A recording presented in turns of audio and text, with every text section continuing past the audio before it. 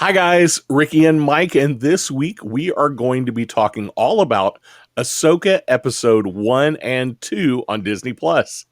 Hey Michael, how are you doing, sir? Hey, Ricky, how you doing, sir? Doing I good? I am doing very well, very Good. well.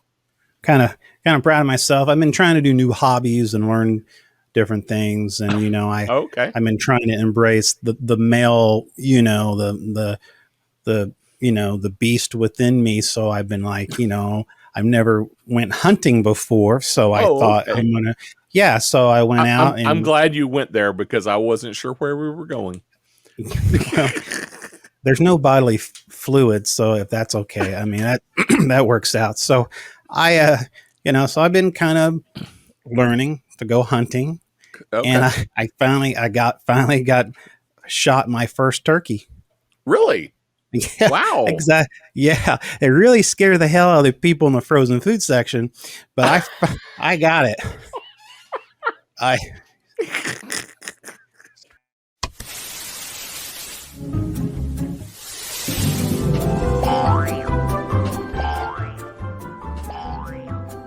It's the Speaking Nerdy podcast with your host, Mr. Mike Schilling.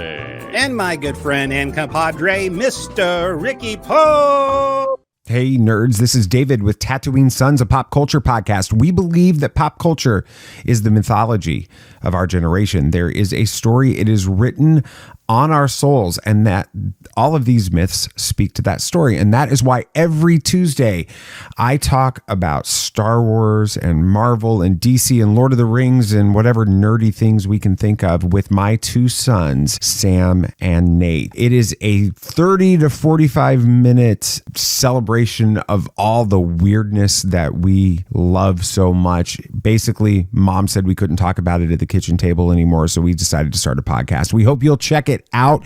It's on every podcast app out there. Tatooine Sons. That's Tatooine SONS. So wrong. Yeah. Oh my goodness, the frozen food section. So hey, well, I mean, it's man, this is a big week. It is. It is. You've been waiting on this week for like 2 years. Oh my goodness, yes. I've been counting it down, and we're going to talk about it more tonight. But I thought it was interesting how Disney decided to do the Ahsoka drop on Tuesday night. I know, yes. Now, for us Central Time, that was 8:00, so it was like, Yep. oh my goodness, that was a gift. And usually they come out on like Yeah, like midnight midnight. Pacific time or something like that. Something like that, yeah. Yeah. So I thought, well, that's so we had a chance. I had a chance to watch it, and I actually watched it a second time because so much was happening. But they're like 45 minutes, right? 45 minutes. The first one was right at 50 minutes. Yeah, And the second 50 one was right minutes. at 40 minutes. And it's So with credits or not credits? that's without credits because there's That's like 10 good. minutes of credits. Yeah. So, man. So anyway, I it's pretty. You can tell I can't hardly say anything. I'm so excited. So, no. So Well, actually, maybe yeah. we should get into some nerdy news. Yes. Then That's why you I can do some stupid news, and can then do we some can stupid actually get news. right into Ahsoka since you're so excited. Yes, I'm and I soaking don't- right now. It's time for the nerdy happenings of the week. And Okay. I don't have too much nerdy news this week, but really quick on a box office news.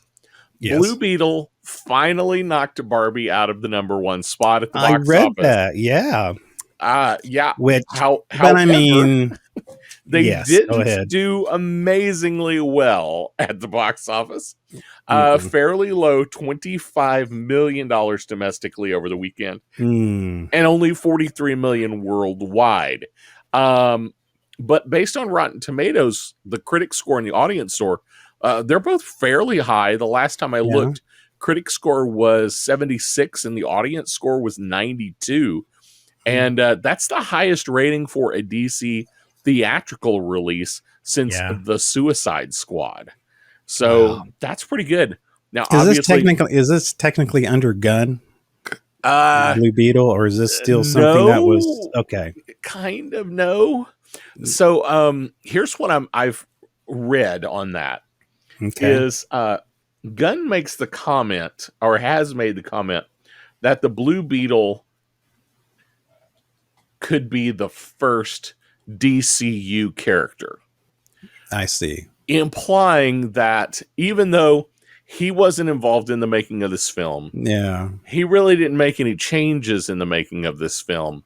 Okay. It's possible we could get to keep this actor. Was it like a brand new? Yeah, because there's no relationship to the Right. It even though it technically lives in that deal. Zack Snyder universe, Yeah, it's not. It doesn't have to. I see. Along with that, one of the things that has been talked about is James Gunn doing a Booster Gold movie. Okay. And Blue Beetle and Booster Gold have some connection in the comics. So that could be a thing. So it's possible we'll see this actor come back. Everybody I've talked to that has seen it has had raving reviews for it. Everybody's really liked it.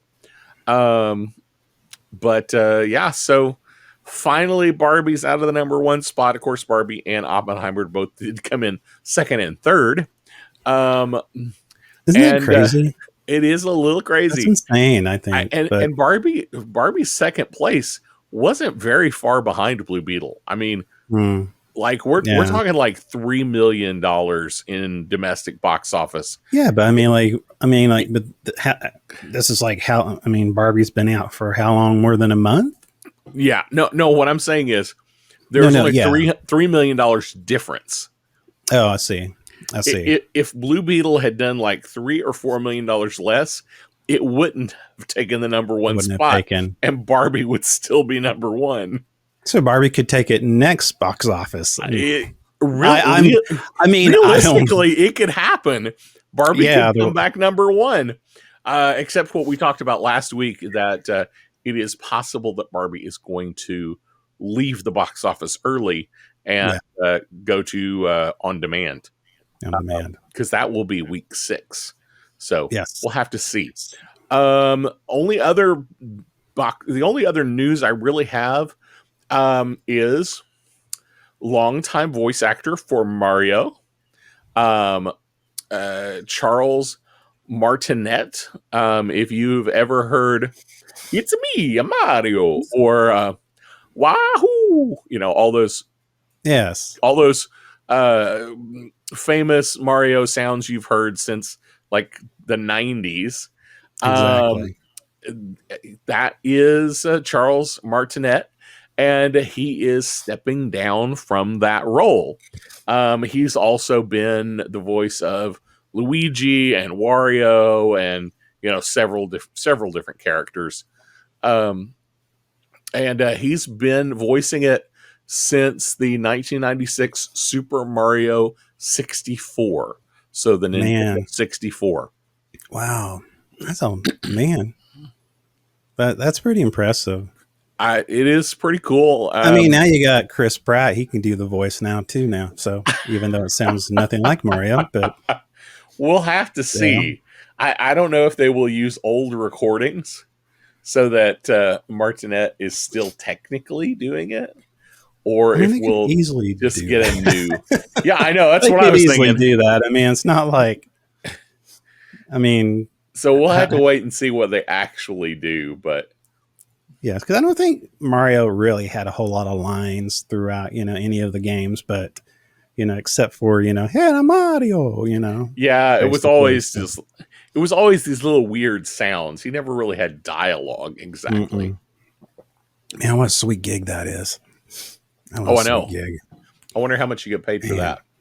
I don't know, but that's all the nerdy news I have, unless you had something else. No, I can't think of anything else. I know that, it's just kind of been one of those lackluster week, I guess. I hadn't really a whole lot of, as far as nerdy news goes. Well, the actors and the writers can't do anything, so nobody's in production. Yes. And, they can't do interviews. True. So, it's I mean, unless somebody gets arrested, there's not much entertainment news to be had. No, and that's too bad we didn't have anybody breaking any laws or something, rehab or something we could talk about. So I do have one other thing. It's not exactly nerdy news. Oh yeah, but talk about it's nerdy. But let's do it. It is nerdy news. I guess it's nerdy news. The Marvel Multiverse role-playing game, the official book, and we've talked about the playtest in the past, but the official book has been released. Awesome. I got my copy this past week, and it is available in, all the usual haunts. You can get it on Amazon. Did I talk about this a few weeks ago?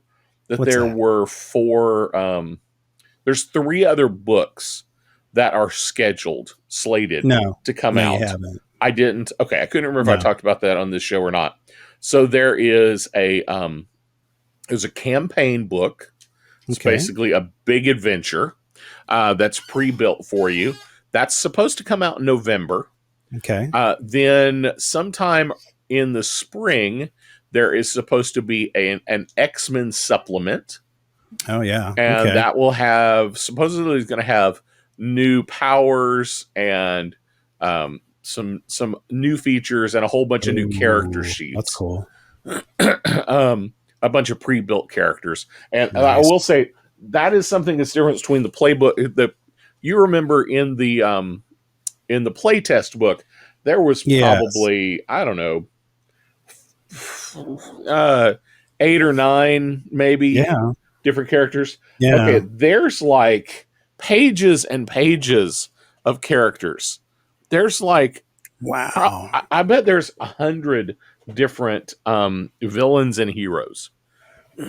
So there are a lot of characters are pre-built if you want to go that route.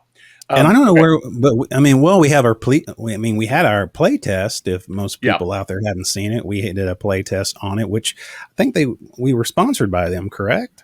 No, we were not sponsored. No, we were not sponsored. No, we never sponsored. I tried really hard to get a sponsor. Oh, that's right. That's right. Wouldn't it have been cool if it was actually factual what I said? But in the spring there's supposed to be the X-Men book, and then sometime later next year, probably fall, there's supposed to be a Spider-Verse book. Nice. That will have a bunch of that would be cool. And that would a bunch be of those characters. So that would be awesome. So I'm excited about that. Good deal. That's pretty awesome. Maybe we can maybe the show can join some other podcast and we can do maybe another playthrough of something else. That would be great. That would be great. And really fun. I'm in the works of talking to some people. Yeah. We'll see if it happens or not. Okay.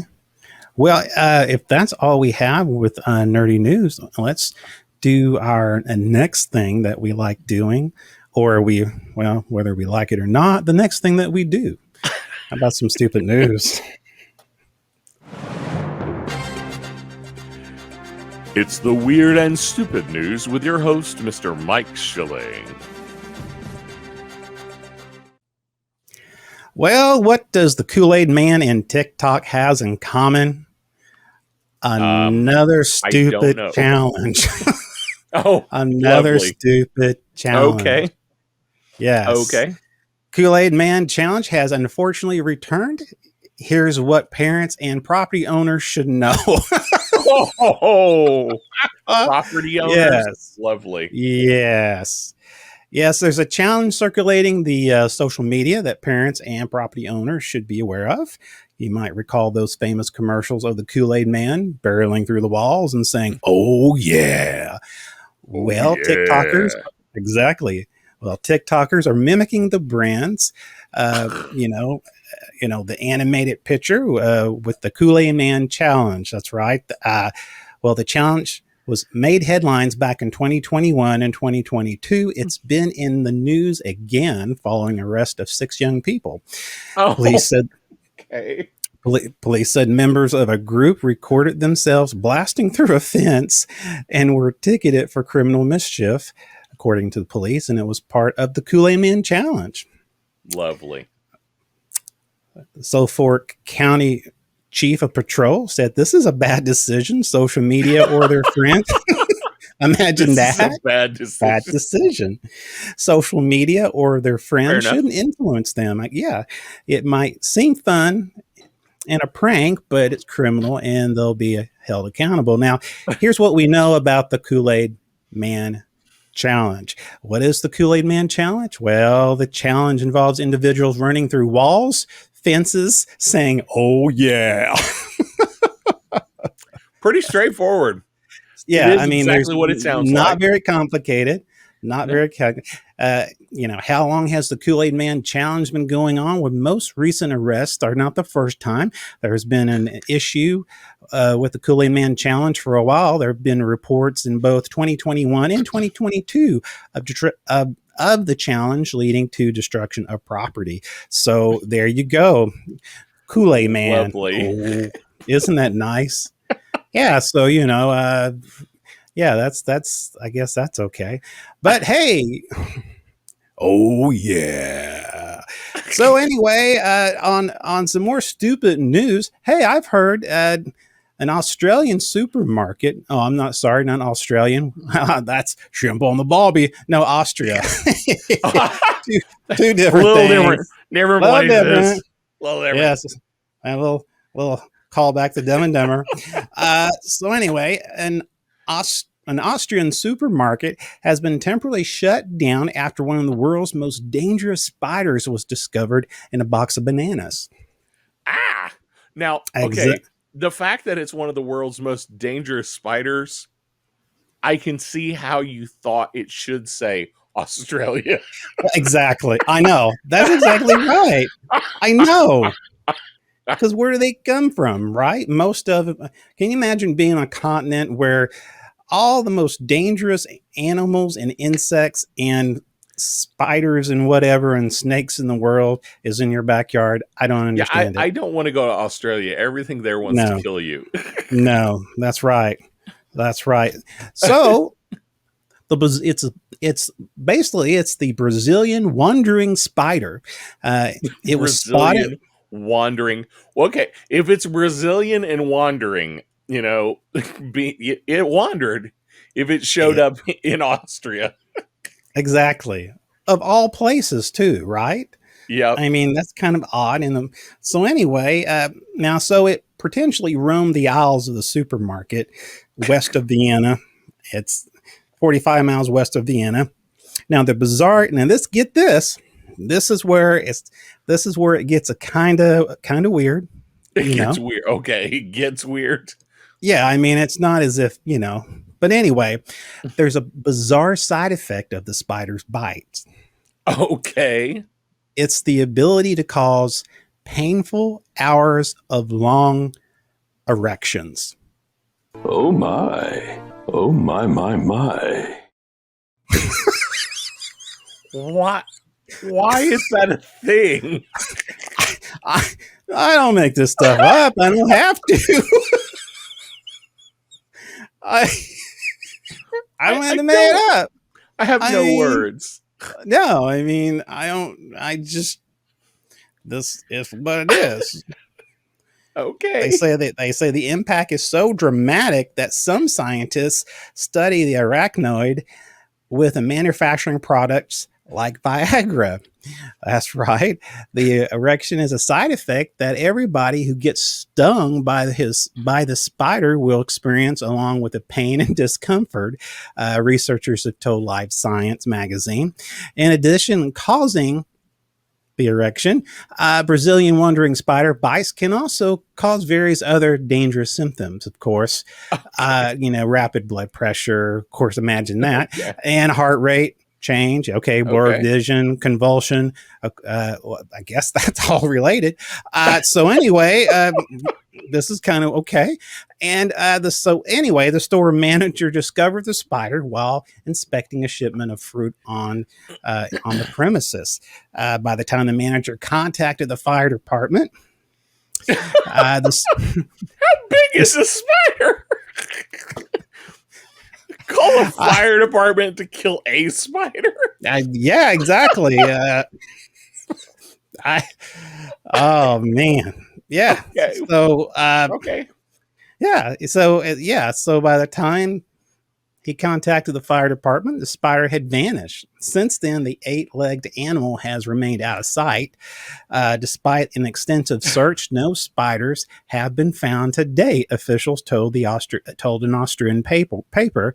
And he said the store remained closed until it has been thoroughly cleaned and all contaminants produced removed. So, folks. I have so many questions that I don't want to ask. So anyway, folks, yeah, if you can't afford the pill, don't find a spider. It's not worth it. And that is stupid news.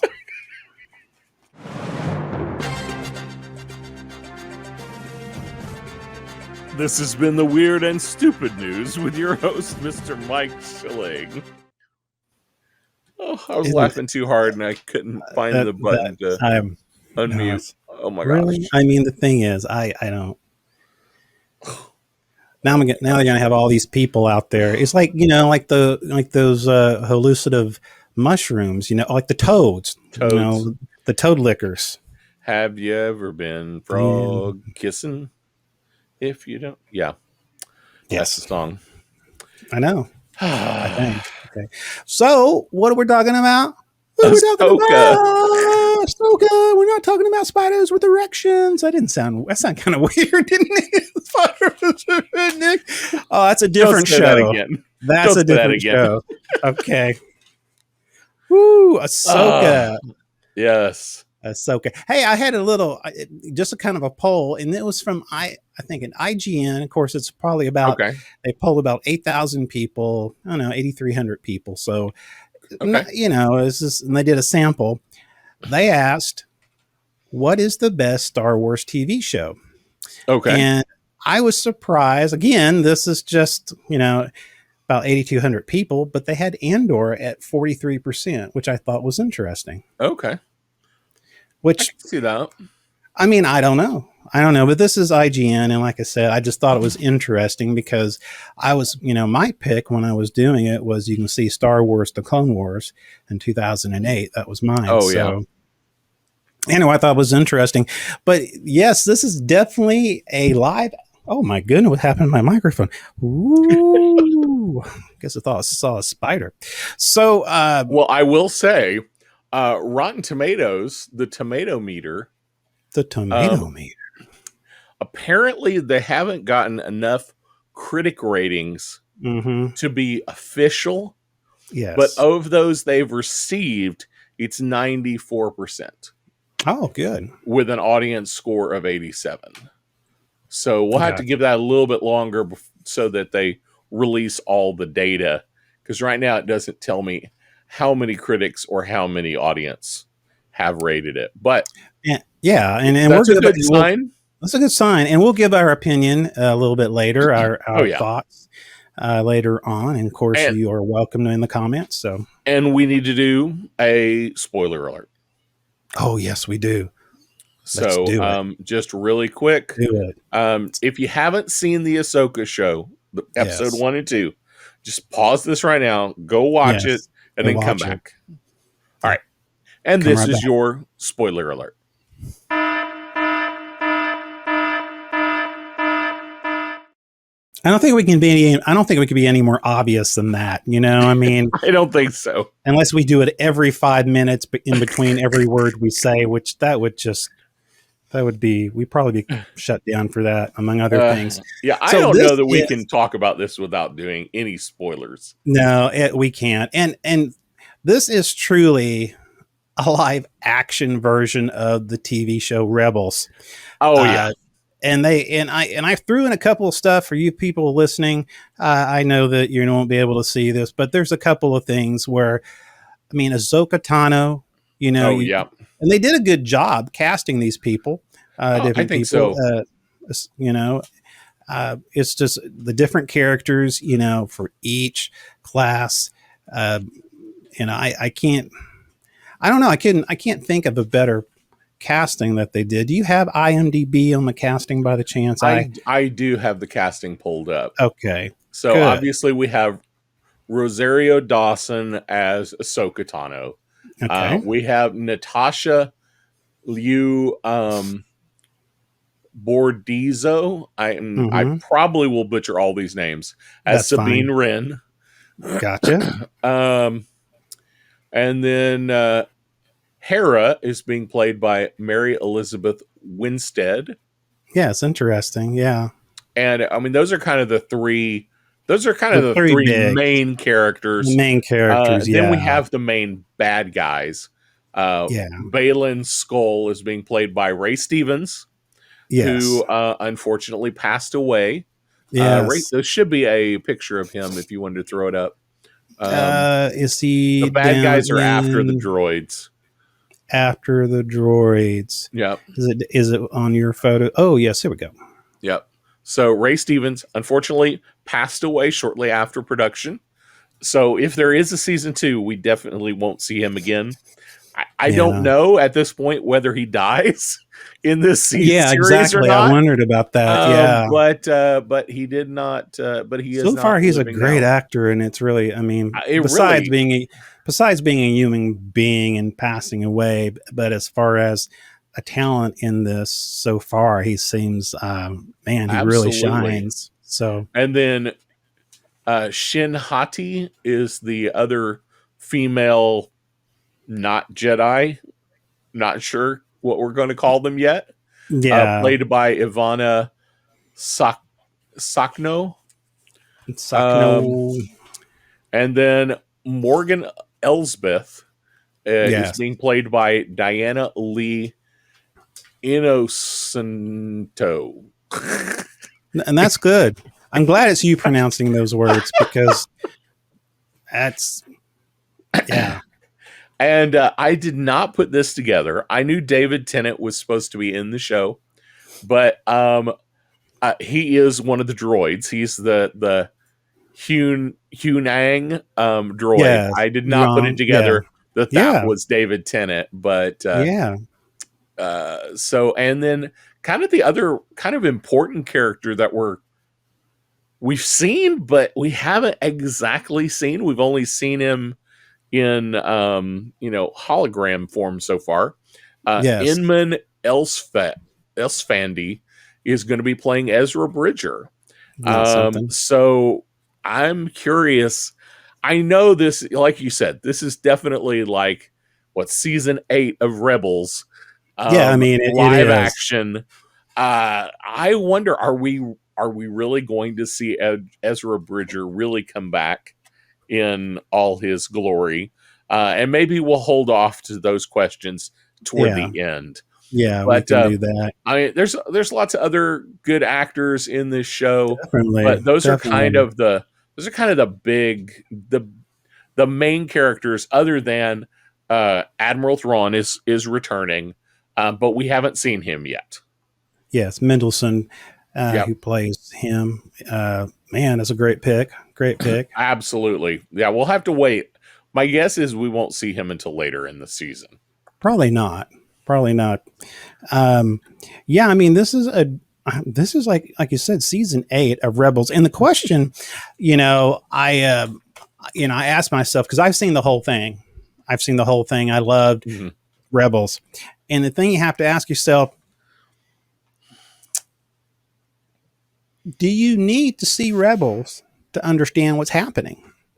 That is a great question Because me coming into it, I know it all, and I'm trying to catch the little things that, okay, if I'm new, is there a foundation? If I just watch it, will I understand without seeing the show? But I've been so immersed in Rebels, it's hard for me to see that. I am coming at it from the opposite. I have Yes. seen very little of Rebels. I had just kind of started getting into Rebels and then got sidetracked with other things and Yeah. never made it back. So yes, there are lots of things that I go, okay. I wonder if they'll explain that further. Yes. But at the same time, I kind of go, it's like they give me just enough information for me to go, oh, that's interesting. I wonder what that's all about. Yeah. and makes me want to go look it makes up. you wonder, go look it up. Yeah. Yeah. I wondered about that. Yeah. Not enough for Curious. me to go, oh, this all makes perfect sense. No, exactly. But enough that I think I get the gist. I think that's the thing I was trying to see. Is it enough there for someone to go, okay, there's a reference there. I can continue watching it. You know, I don't feel like an outcast watching this series, or up to now like, anyway. If you've seen, I mean, and I'm trying to remember what I have. I'm trying now to remember what was in the show and what wasn't. Yeah. But you know, Ahsoka is Anakin's was Anakin's Padawan, and I think they actually do mention that in the in one of the episodes. Yeah, they do, kind of in passing. So if you didn't know that already, that might make sense. And in one of the, Ahsoka is referred to as the Fulcrum, which Fulcrum was the code name of the mysterious person who was in charge of, orchestrating what was going on with the loose rebellion at the time in the show Rebellion. So they referred it back to her as kind of a nod to the animated series. So I thought that was interesting. But again, those are the kind of things people, is that important? No, but that's a nugget for people who have actually seen the show. Yeah. So there'll be a lot of nuggets in it. Fulcrum doesn't mean anything to me at all. No. But yeah, I like the fact that I do like this. For those who are like you, who watched all the Rebels, was really into it.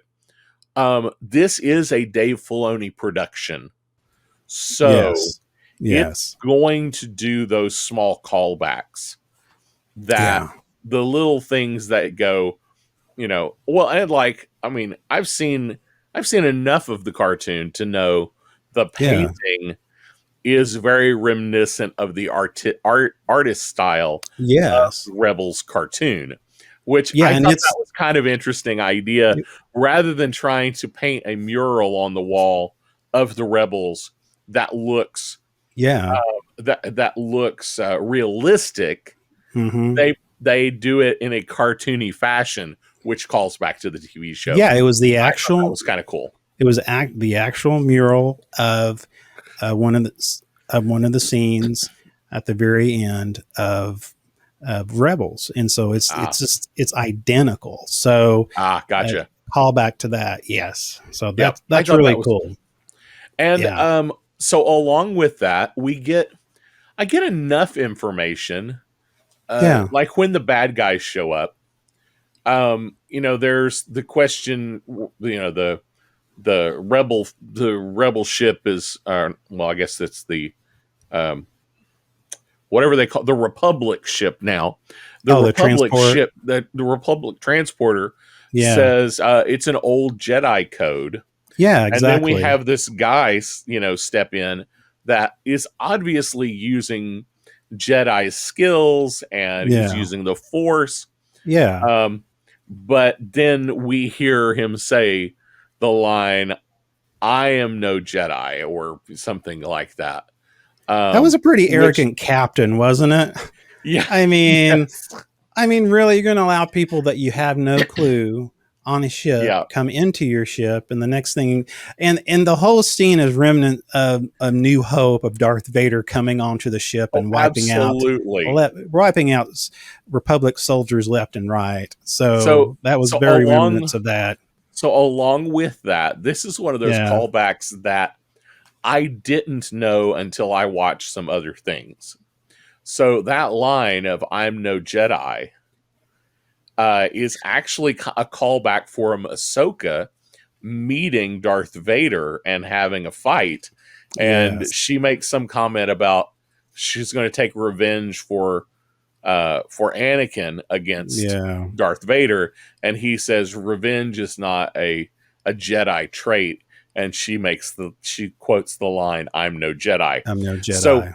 So it, obviously they are not on the same side of things.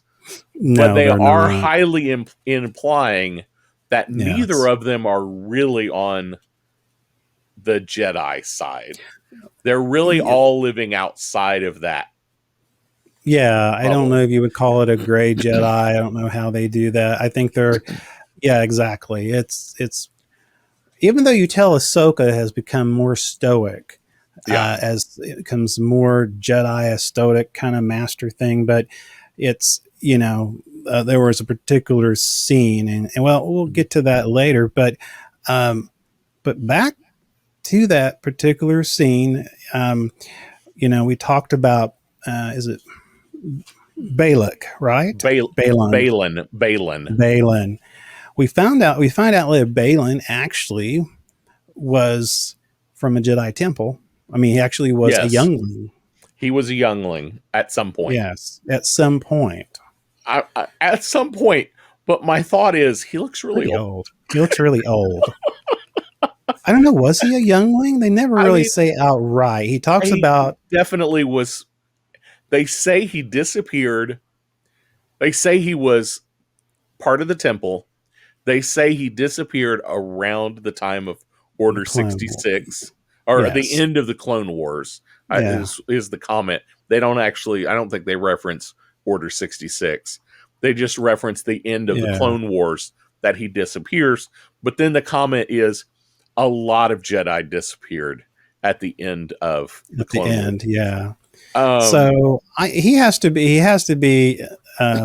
either a Jedi or a very older Padawan, because I mean Ahsoka, you know how young she was yeah. at that time, so she was still a teenager at that time, if Yeah, anything. see So that's where I go. He can't have really been a youngling at the time of Order yes, 66. But well, I mean, I I think they guess talked about, maybe he can if I don't know enough about Ahsoka's yeah, people, whether or yeah, not they look younger than they really are. yeah. I mean, he looks I think significantly older than she does. I think what they're referring to, and it's a little bit later because they're trying to investigate who are these two, this master and apprentice, that because Yeah. he has an apprentice, and they're trying to Yep. figure out because And she they, has a Padawan braid, if you didn't notice. yes, and so as we're talking about, these two, the master and apprentice, they rescue Morgan, and it's not Elizabeth, it's Elsbeth, right? Elsbeth. Yeah, Elsbeth. Elsbeth. Which, okay, so I want to, Here we go. Yeah. when we get into her a little bit more, I want to Yeah. make a comment on her first name. Okay. But Okay. let's kind of go a little further. So Yeah. I yeah, mean, yeah, rescued her. She's an interesting character. she is interesting. If you remember her, she was in, uh, not the last Mandalorian, but the one before that, when Ahsoka showed up, and she was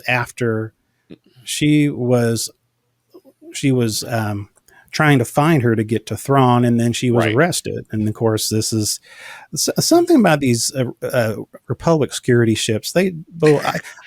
It's kind of like red shirts. I don't want to be one of those. Okay, you just know things are going to go down. Okay, it's I just don't understand it. But anyway, I was going to say this is now two Republic prison ships that have been attacked and the prisoner released. yes. So yeah, don't be on. Yeah, I don't be on that duty. No Be doubt. be an X-wing fighter out of some weird tropical island like they did in the last deal. So you talked about she was in that episode and that she was captured.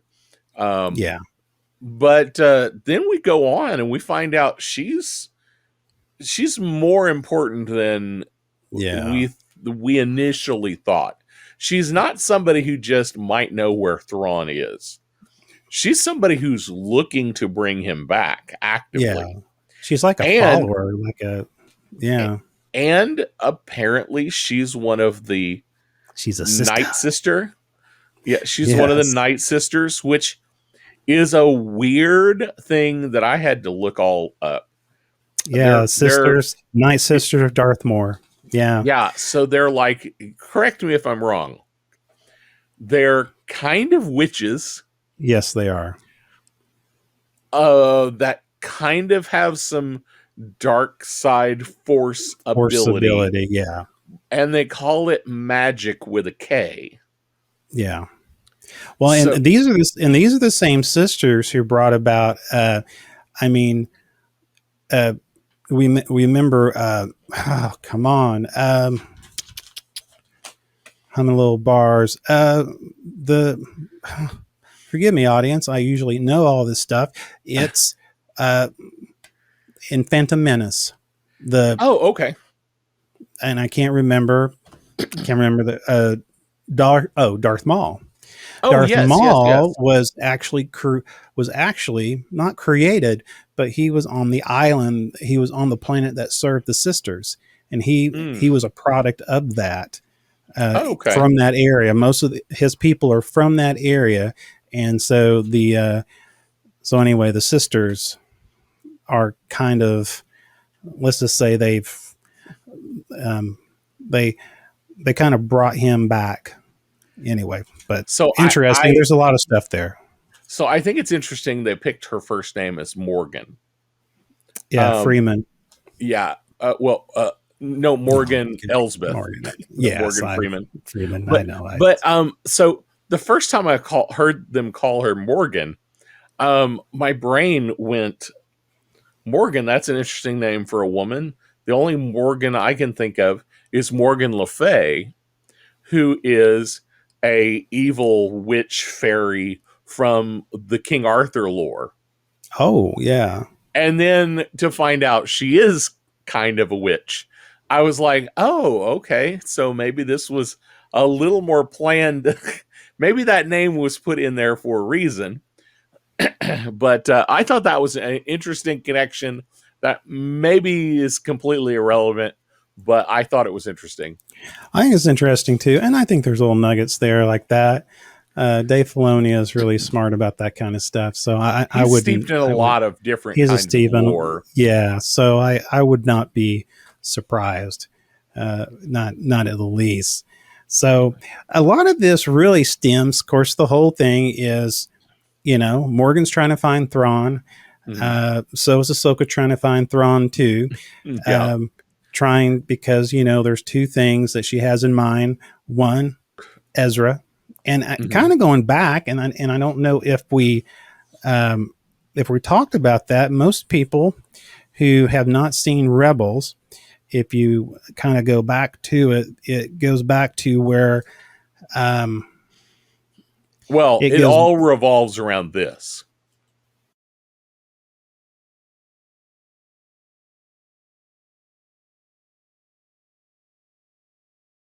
Beat me to it. You beat me to it. It all revolves around space whales. And in episode 2, you started hearing it a little bit. I thought, unless I was just trying to hear it, in episode 2, there was some hints of it in the air, unless I was just imagining it. I don't know, but in the last season of The Mandalorian, we saw Purgles while they were traveling through hyperspace. So Purgles. Yeah. Those amazing Purgles. I'm sure at some point the Purgle will be important to this episode. Yes. Not sure how, not sure why, but somehow that will come up. So for those of you who don't track with this, so in the final episode, this is one I have watched, the final episode of Rebels, we have Ezra Bridger and we have Thrawn on the bridge of a ship, and they've kind of a bit at a stalemate, and I'm a little unclear as to whether Ezra called the Purgles or the Purgles just came to his rescue or something. I think the Purgles came to rescue because there were previous episodes where he saved the Purgles. The Purgles. Okay, so so weird. Wow, that's so weird we're having this conversation. So at the very end of the episode, the Purgle attaches to the ship, and they jump to hyperspace because these whales, space whales can jump to hyperspace all on their own without a spaceship. So that is kind of the special thing here. That's the thing. And obviously that's kind of where we're going in this episode, because we eventually find out through this lovely map.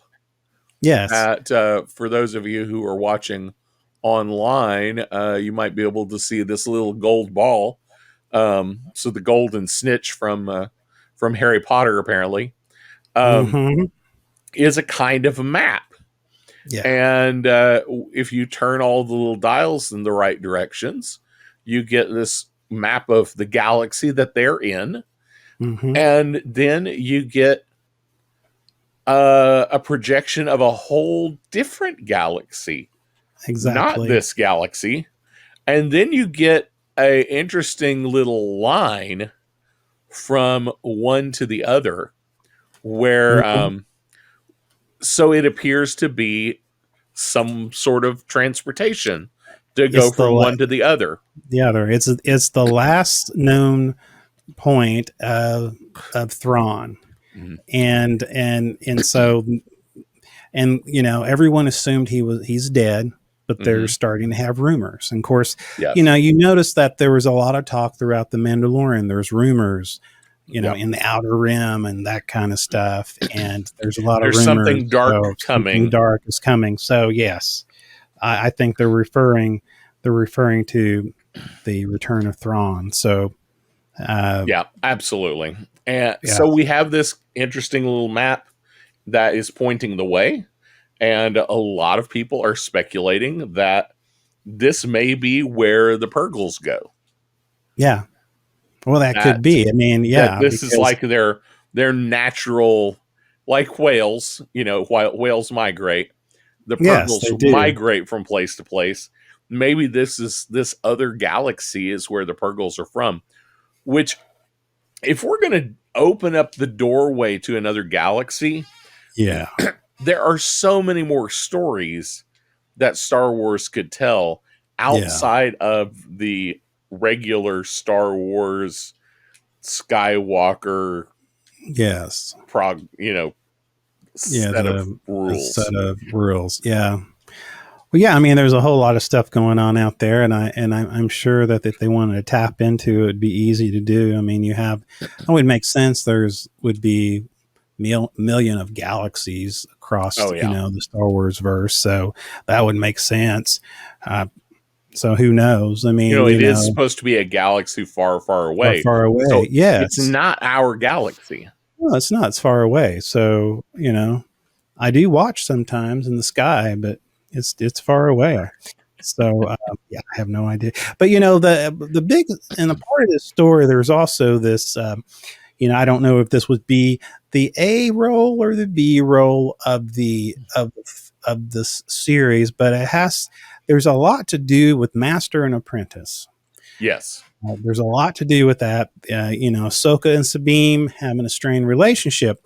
Now, which I know a lot of people out there, and I don't know if I'm getting to it too soon, a lot of people are thinking, okay, when did Sabine have, anything to do with being a Jedi? Because throughout the Rebels, there was never a reference to that. Yes, this was something I brought up with you when we first saw the trailer. I was like, wait, what is this all about? Yeah. And I think a lot of people, I think this is something that Disney added for canon to make it, they like going with this whole master and apprentice type of, thing. I don't know how much I like it or not. I guess I don't want to get ahead of myself here, but that some of that it's odd. It's just because if you have, nerds like me, I'm going, okay, wait a minute. She's, there's no force training. Is it all saber training? What's going on here? So that's a big question I had was, is she force sensitive at all? That's what I mean. Because the robot that I can't pronounce his name, the droid I can't pronounce his name, the one played by Yes. David Tennant, Yeah. he basically says, I've known lots Yes. I've known lots of Jedi in my time. You don't live up to any of them. Any of them.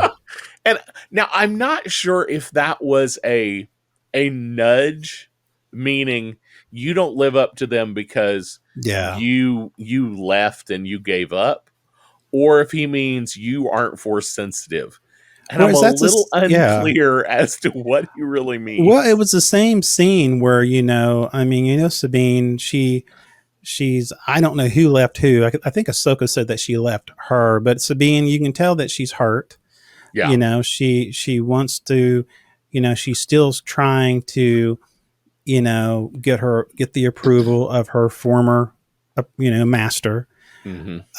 And so, Yuang, I'm gonna Yuang. Okay, we'll go with that pronunciation. Yuang. We'll go with that pronunciation. Okay, but anyway, in that particular scene where he says that, he also tells her there's no excuse to start her training, and because she says, "Well, so it's almost like he's encouraging her, and then she makes the comment, like, I forget what she says, and then, what you would think would be an encouragement from him is basically, no, you're not. No, you're not. Basically, you're the worst, know. You're the worst Padawan ever. Ever. But, so we'll probably find out more about that relationship, what happened between the two of them. But again, this was not something I ever in the Rebels ever thought of. I know the two were working together and they wanted to find Ezra, but as far as the story of master and apprentice, that was never anything that I even saw. And it was interesting. In one scene, they talked about how Ezra gave her his lightsaber, but I don't ever remember that in Rebels. Yeah, I know. I don't know if like I said, I haven't seen Rebels in a while, so if I'm wrong, please, out there in the comments or wherever you're, commenting at, let us know, because I don't remember her ever giving that to her. So I think what happened, he lost it when he went up there to fight, and somehow he lost the saber. But so it looks like Disney is trying to do something with this here. And anyway, we'll talk about that a little later, whether you're a big fan of it or not. But I think there were some people who out there says she said, I would have liked more of Ahsoka and less Sabine, because the title was Ahsoka. I've read some comments on that. So anyway, this is supposed to be Ahsoka's show, but this is really going to be Rebels. Yes. She's putting the band back together. Yeah, that's basically what it is. So, yeah. But anyway, so it goes into the chase. And, we've talked about, there was a scene that I thought was interesting because there is, we all know that, Hera Syndulla, who is now the general of the New Republic fleet. I would assume that's what it is. She's the new general. At least a general. What is the deal with Star Wars? We have nothing but generals. I've never heard of a colonel. I've never heard of a major. You know what I'm talking about? Yes. It's always General Solo. We have Captain Rex. Oh, yeah, and then we have Commander Sabine, who is, I guess she's a commander, and then I've heard Captain, but I mean they got some other stuff, and you just don't go from Captain to General. I mean, you don't go from Commander to General. Like Solo went nothing to General. Yeah, I mean he was exactly. I mean, it's like, give me a break.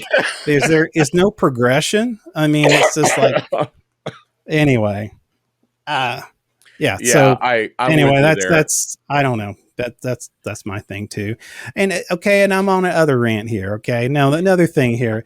I mean, eventually, okay, if this anything ties loosely to Timothy Zahn, Yeah. the Thrawn series, the heir of the Heir the to the Empire. Empire. I don't think we'll see much of the original heir Yeah, to I the know. Empire, I but know. we might get hints of Timothy Zahn's second Thrawn series that Yeah. is technically considered canon. Yeah. I mean, you're gonna. I don't want them to throw me a cookie, but it'd be nice. I'm thinking to myself, how does Skywalker not show up for this thing? How does Skywalker not show up for this? Yeah, He shows up in Mandalorian of all things, knocking to out, go pick up these Grogu. Grogu.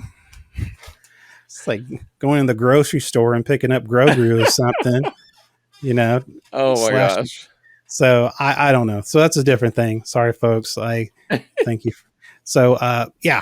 So put me back in order again. What are we doing again? Well, I was gonna say so.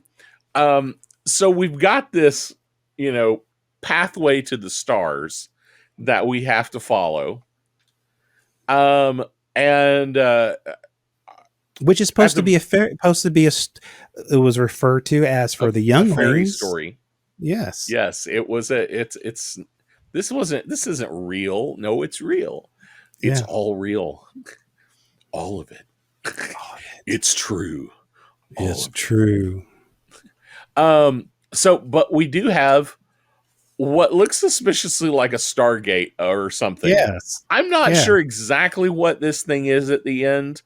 I'm a little confused as to whether this is a ship in and of itself, if this is an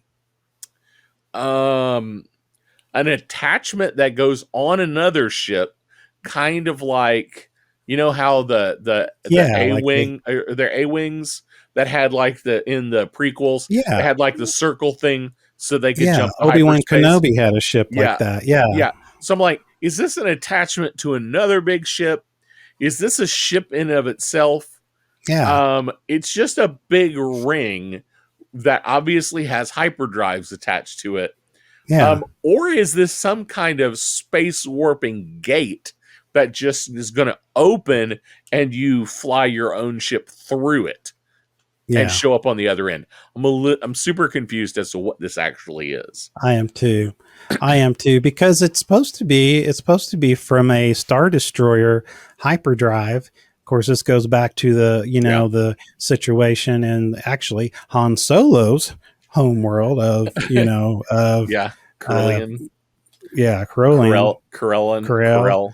Corel, that they make those dishes, those pie crust dishes my wife likes so much. But Corel or I thought you were going to say something about Steve Carell from Steve The Carell. Office.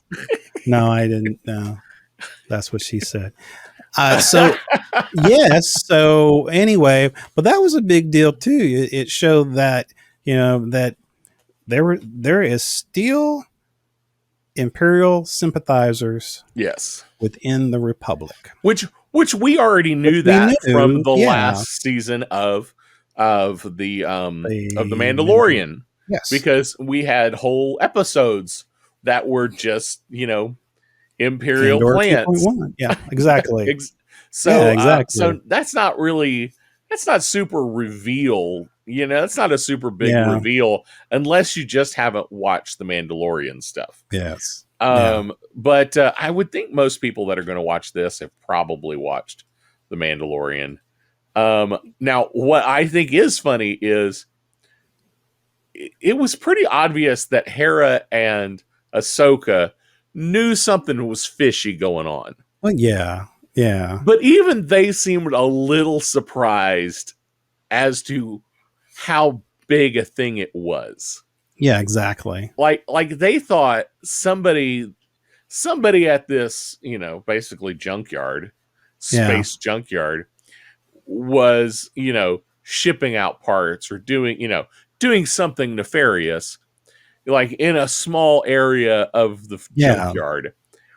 I don't think they were really expecting it to be the whole junkyard. that big a thing. Well, Morgan Elsbeth, they in that they were talking to, he was the supervisor of the whole place. He was Yeah. Min Weaver, and kind of looks like a little Weasley guy, but does. anyway, he does. And he's all about, he talks about how everything is being repurposed for the New Republic, and apparently Yep. at one time there is a place where Morgan Elspeth, where she had her supplies and stuff like that, that's no longer, it's off limits. It's a New Republic. Yeah. But again, they come to the situation where they see this big hyperdrive that's from a Star Destroyer, and he says, "Hey, yes, this is for the New Republic ships." And she's going, "The New Republic is not building the size of ships, So, and Which that's when things, which is a throwback to some other shows or movies, I don't recall which, where they talk about the New Republic decommissioned 90% of their fleet because the war's over. And they didn't want to be seen as warmongers continuing. So they've decommissioned all these ships. So that is an interesting little thing that they threw in there that ties all that together. They call them a defense force now. If you notice that. Yeah. Yes. Now, along with this idea that Morgan is working with an Imperial group. Yes. So there was something interesting with Rey's character. What's his name? What's Rey's character's name again? You're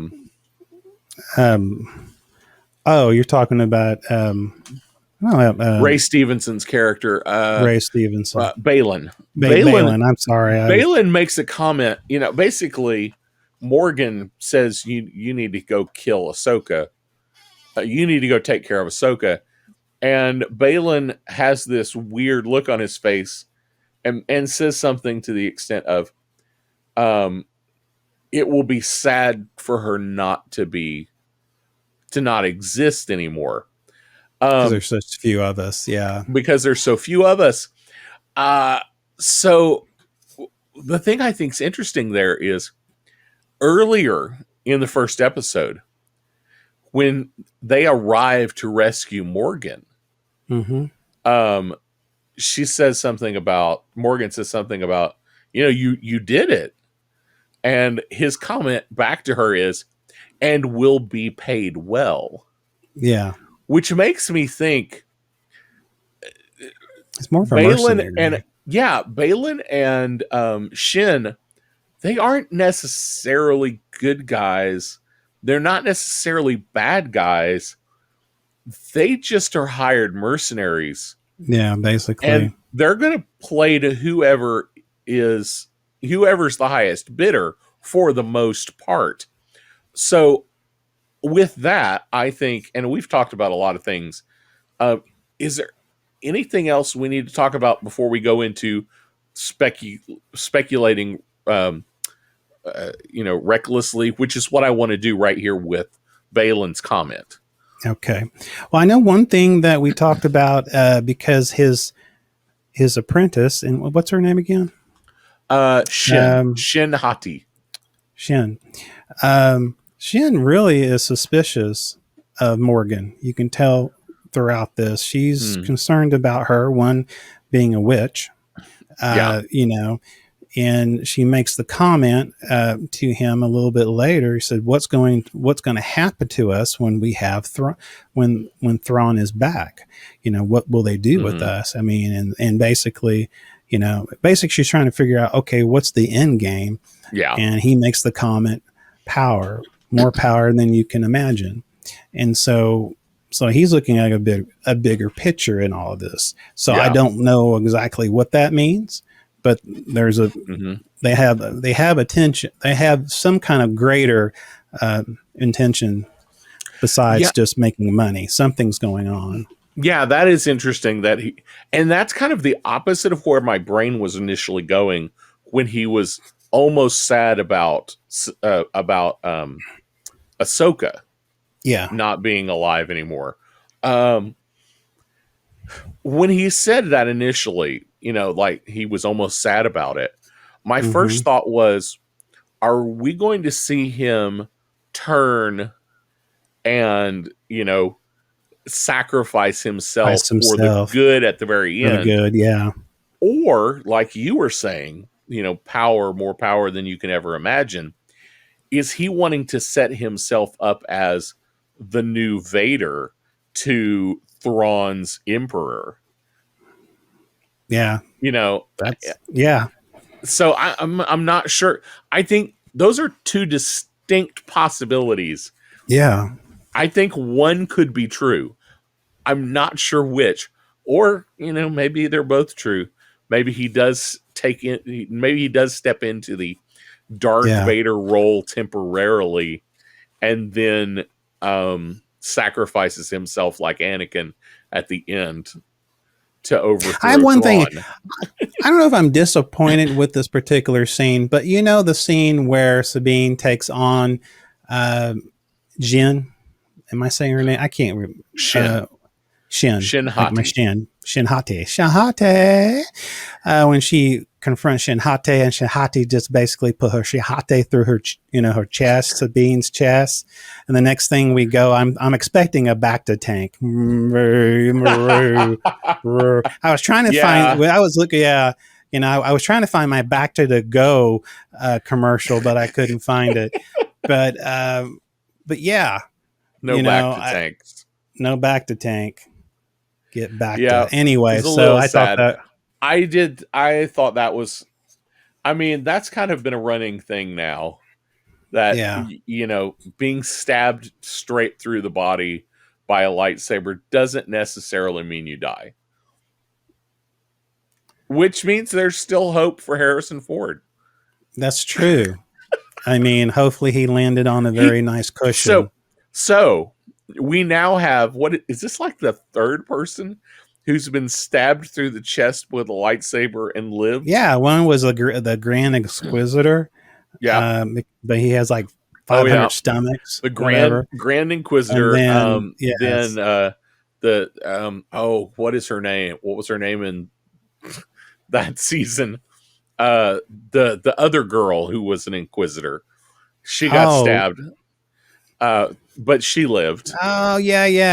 And then now we have Sabine Wren who's been stabbed and lived, and so there's still hope for Harrison Ford's Han Solo because he got stabbed straight through the chest, and he fell down a hole, and we both know in Star Wars, apparently you can live.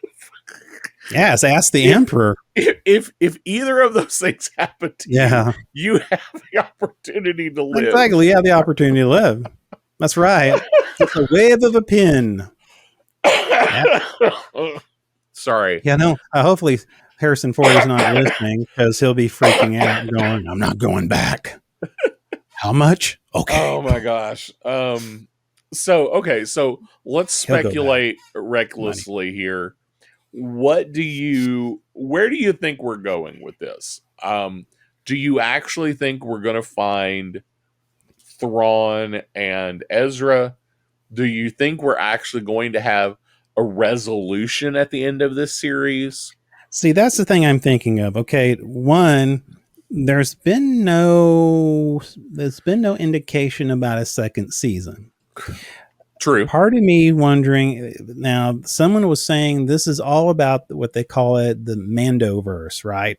Yeah. And of course, there's supposed to be a movie that Dave Filoni is working on that has to involve the Mandoverse. So is there going to be, because my deal is, if there's going to be a second episode, this is how I see it. You don't see Thrawn and Ezra till the very end. Okay. And then then we go to season 2. Yeah. Now, if this is just one season, then we may see Thrawn and Ezra closer to 3/4 of it. Maybe there's 3 only episodes. There's How many? only 8. So it could be the last 2. I don't know. That's my guess in this. Now, and are we going to see Zeb? Who is Zeb? Is the we've seen him. Zeb. We have seen Zeb. We've seen Zeb. He's a a Republic fighter pilot, you know. Yep. So we've seen him. So He's a ranger. But he's a ranger. Yes. He's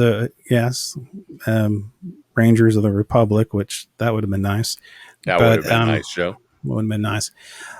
But yeah, so I guess my guess is it's really hard. You know, I want to, what I they're going to have to, Thrawn is going to come back and there's going to be a throwdown. Something's going to happen. Bottom line. Yeah. Because, and I really do think this has to do with the movie. If the movie is still planned, which is supposed to be, you know, a 3-part, you know, one is the Mandoverse, one is supposed to continue the atrocity of the last sequels, and then with Rey coming back, from my understanding, and then there's one that's supposed to go all the way back into the beginning with the Jedi. So that's, unless that's changed, you know, Kathleen Kennedy, she likes you know, doing things. But anyhow, so my thought is, what I think is going to happen is if we have season 2, we'll see them in the end. If we're not going to, we'll see them probably in the middle. But Thrawn is not going to die. Thrawn is going to live, and that's going to be set up for the movie, or if they're going to do a second episode, because it's only 8 episodes, and these are too good of characters, especially Thrawn, to have him defeated within this amount of time. That I can't see that happening. I think by the very end, what you're going to see at the very end, you're going to see at least a stronger Imperial force than you did before. And there's going to be a head-on-head between the New Republic and this remnants of more organized, probably more prepared Imperial army or fleet under Thrawn. So that's kind of my guess. I think I'm pretty much there with you. I really feel like we're not going to get a satisfying end in this season of this show. Will there be a second season? I don't think so. I don't think so. I really feel like up for something. Yeah. I really feel like we're just going to set this up for the movie. Now, the only thing that makes me go, maybe there will be a second season before the movie, would be the fact that everybody's on strike right now. Could be writers and actors. Does Disney go, oh no, it's going to take us way too long to write and produce this film. Yeah. We'd better put out a second season of Ahsoka between now and then. Well, that's the only reason that I see them in the second season. Well, let's look at Book of Boba Fett. You don't even need to have that. You can just have another Mandalorian, and it's, you know, Ahsoka 2.0. I mean, you can. True. So you can do that. So Ahsoka 1.5 season 1.5 is the second half of the Mandalorian. Yeah. Season 4 or whatever it's going to be. Yeah, exactly. So that's a distinct possibility. I think my big question is Baylan does Baylan really want unlimited power, or is Baylan going to end up saving the day at the very end? Yeah. And Filoni has said in an interview, the reason their lightsabers are orange is because they're not really Sith, and they're not really Jedi. And that's that is perfectly what the orange is. It's pretty much, you're force sensitive, but you really have taken no side. Yeah. Which the Jedi says all or nothing, the Sith says all or nothing, but you're on a different path. Yeah. So I honestly think Baylan and his Padawan Shin are going to be maybe the most interesting characters in the show. Yeah, I wonder, what are your predictions on her? You have any thoughts about her? Is she going to fall in the hands of Sabine, or she's going, because she's doing a lot of questioning herself. I mean, even Yeah. at this early stage, So maybe more for survival purposes more than anything else. But I think if Balin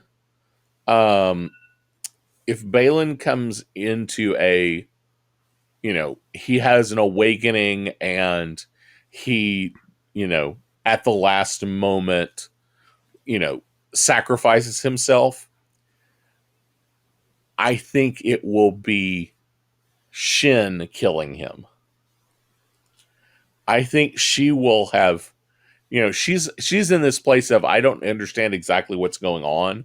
mm-hmm. He seems to know what's going on. Yeah. I think she will be more susceptible to the lure of The dark side. of the dark side and of power. Yeah. And while he understands enough to know how to not go fully dark side. Yeah. He has So more control. I could see that being a thing where all of a sudden he changes his mind. He ends up, sacrificing himself, but she ends up being the one that kills him because of it. He seems a bit sentimental for the Jedi. A little bit. Yeah. Just from some of the comments he has made. Okay, so I do have one other question. Yes, go ahead. I do have one other question, simply because I don't understand. Who's this guy? This guy is Marek, and Marek was in the Rebels. He was one of the Inquisitors, and so he's an old Inquisitor. Yes. Okay. So exactly, because the Inquisitors don't exist anymore. No, they don't. In the current time frame. So so that was my big question. It was like, okay, he's got like the Inquisitor sword, but he kind of has like the Knights of Ren helmet thing going on. Yes, exactly. Yeah. So I was super confused as to how this guy fits in, and it's definitely red.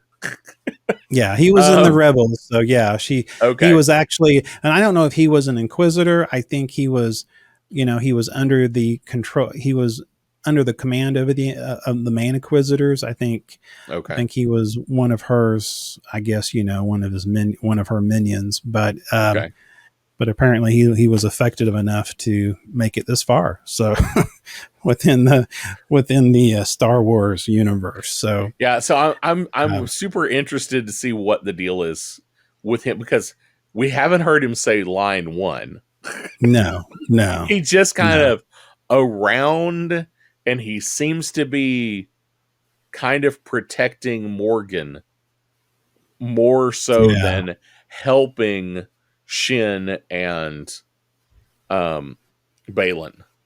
It's kind of like, I'm helping Shin and Balin, but really only because I'm protecting Morgan. So kind of our final takeaway. What do you think about episode 2? And does the whole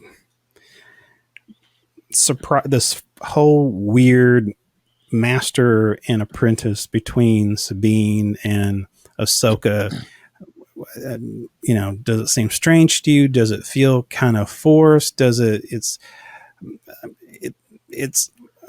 I don't know. It seems a little odd to me because she left the Order. Yeah.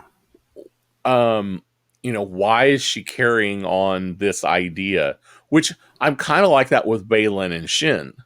Yeah. If you left the Jedi, you say you're not a Jedi anymore. Yeah, exactly. Why are you training an apprentice in either a Jedi or a Sith style? Yeah.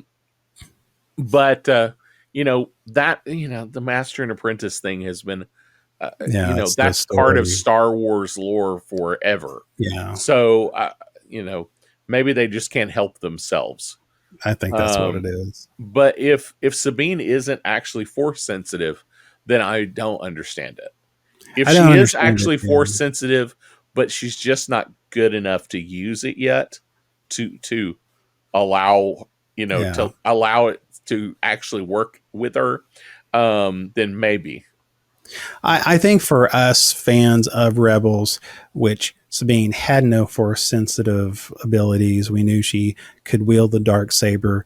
But the thing is this, unless there's a little more of a flashback to give us an understanding of what happened during that time period between Ahsoka and Sabine, to understand, okay, why is she an apprentice? And because, I mean, as well I do, I don't know how many times it says, oh, she's too old to be, to be trained, or, it's because there's such a strict code of what you bring in as an apprentice. You have to go through all this training and all this. So I think for us fans who watch the Rebels, I feel it feels forced to me. And I'm not talking about the Force, but it seems a little forced to me that Sabine is being an apprentice to a Jedi, Ahsoka, who walked away from the order of the Jedi. And it's really weird to me. And it's almost, I feel like Disney was trying to cobble something together so they can keep this whole master and apprentice thing going, which I don't like it if it's forced. And it feels a little forced. Now, if they can come in and they can tell me, okay, here's a little backstory, we're going to do a little flashback thing and find a little more information, then maybe that can help me.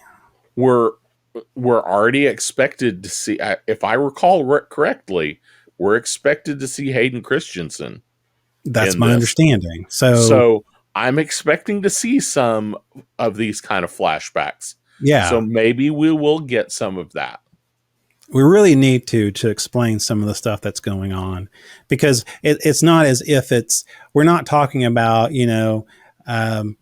somebody's watching this without any knowledge of Rebels. You're giving this to people who understand Rebels, read the books, understand it, watched it, rewatched it. And you got to give them, okay, what are you doing here? Because you're trying to keep everything canon. So, if you can explain it, do some flashbacks, make it where go, okay, I see where you're going with this. Then now I can, okay, this is Star Wars. I can accept this, but just out of the gate, it's hard. Yeah. So that's my 2 cents, people. Yeah. I'm kind of the same way. I don't know that it feels forced so far, but it just seems odd. These are 2 characters who have already pushed against the Jedi Order. So why are you carrying it on? And they've already been established in Rebels for who they are, their characters. And so all of a sudden now their characters have somehow changed and somehow in this series in some way. So it's, anyway, we'll find out. We'll find out more. I mean, I wonder if they're going to do this again, where they're going to release this episode again on Tuesday. Of course, we're 8 p.m. I don't know. Central. I don't know if we will see it 8 p.m. on Central on Tuesday or not. I'm not sure. So, well, anyway, I don't have anything else. I don't have anything else on top of this. Have your comments. Make your comments below. Just tell us, what do you think about all of this? If how do you feel about force sensitive Sabine, and your take on this? Leave the comments below. Have a discussion. Just have fun with it. You can also, we're on the YouTubes. That's right, the YouTubes. You have YouTube/speakingnerdy.com. You can also see us on all your favorite podcast platforms, Speaking Nerdy. You can also go to our website, speakingnerdy.com, and it's all there for you to partake. We even have a store. Check it out. So do you have anything else? I don't have anything else. I think it's time to wrap it up. I think it's time to wrap it up, just like the spider said.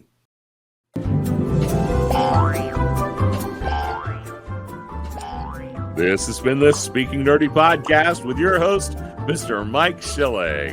And my good friend and compadre, Mr. Ricky Poe. Man, Don't think we- look for wandering spiders. no, don't do it. Get a prescription instead. It's better that way.